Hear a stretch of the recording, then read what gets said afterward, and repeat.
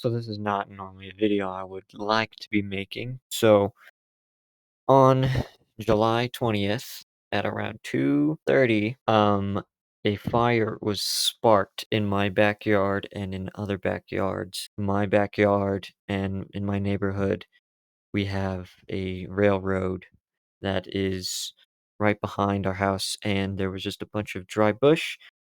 And I'm not gonna say this is exactly what happened, but I'm pretty sure it did, pending litigation and all that. But a train had sparked a fire into the dry bush, and it spread into our backyard. I woke up. I was asleep at the time. My mother, and she had said that the house was on fire. So, thinking it was something small, I ran to the closet that's right outside my room and grabbed the fire extinguisher. That is mainly supposed to be used for small, like, oven fires or something like that. And when I saw the extent of the flame, um, I realized it was not gonna cut it.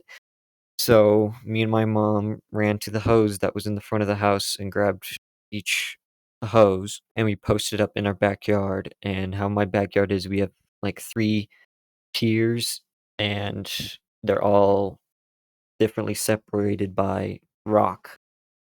Like rock walls, and we also have a shed in the back, and by the time we got out, the shed had just gotten pretty badly torched and was on fire.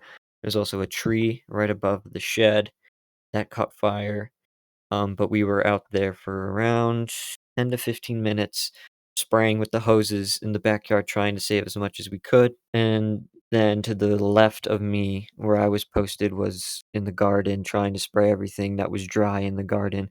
And the shed that was next to our house in our neighbor's backyard, when that went up, it went up very fast, and it was just like an explosion of flame. And when that happened, I realized it is no longer time to be in the backyard. There was a lot of smoke, so I went back into the house while my mom stayed, fighting as much of the smaller fires that she could on her side of the backyard.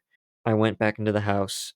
I was able to get my dog, Rocky, and my cat, Holly, into my car that was in the front of the house, and then I went back in to see if I can grab anything, but I had no time. Trying to find our other cat, Charlie, but she's a very good hider, and we couldn't find her. I went back in the backyard and I yelled at my mom that it was time to go. We left around 20 minutes after the fire had started. At the time, our house was not on fire, but on my left side, the house was on fire. I left to the church that was up the road, and we reconvened there, and that was pretty much the extent of the main event that I saw with my own eyes. We weren't allowed to go back into the house until the next day, and I accompanied my parents back into the house. We were pretty much there just to grab the absolute necessities. But when we got there, the house to the left and the right were completely gone. Our house was still standing. The attic caught on fire, and the fire department broke in and sprayed water into the attic, putting it out. But most of the water that was in the attic went into my room, got a bunch of my stuff wet, my video game collectibles. I will show you an image here when I get it. I don't have my phone. Crisp it got crispinized. So grabbed out wallets, stuff we need, important documents. I was able to find our cat Charlie, who was downstairs. Luckily, all the smoke was mostly in the upstairs attic in my room. So she made it out.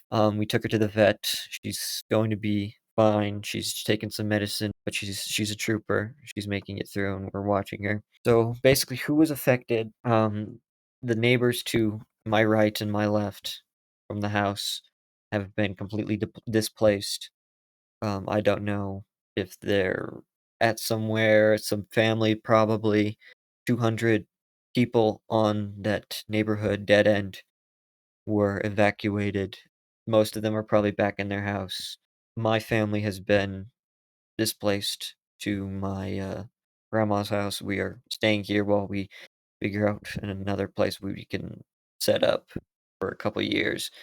We just got news a couple days ago that our house is condemned and will be knocked down to studs and rebuilt. At the time, our family is probably the luckiest out of the three houses that were affected.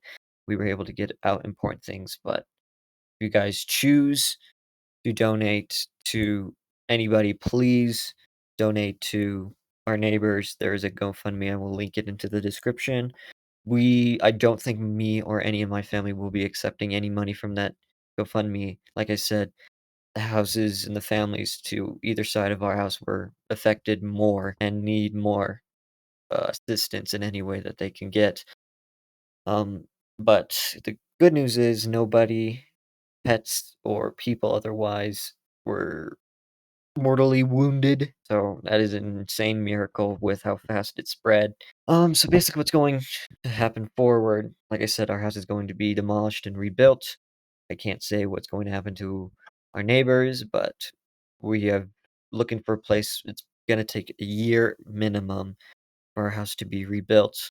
Basically, that's pretty much it. That's all I can really say at this time. Thank you guys very much for your assistance. If you choose to donate, again, donate to the GoFundMe for those other families. They needed a lot more than my family. If you choose to donate to my family, the best thing you can do is donate to the Red Cross, American Red Cross. They have been taking care of us. They are paying for everything that we need for the time being. Insurance is going to be covering most of the build, but yeah, that's just to catch you guys up, I guess.